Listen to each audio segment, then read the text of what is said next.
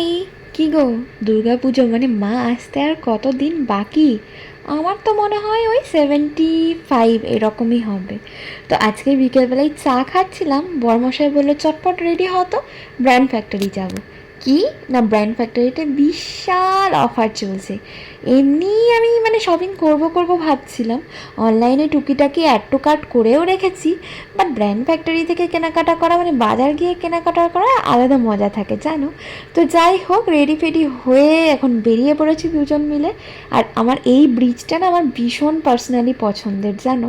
এই ব্রিজটার উপর দিয়ে বাইকে যেতে হেব্বি মজা।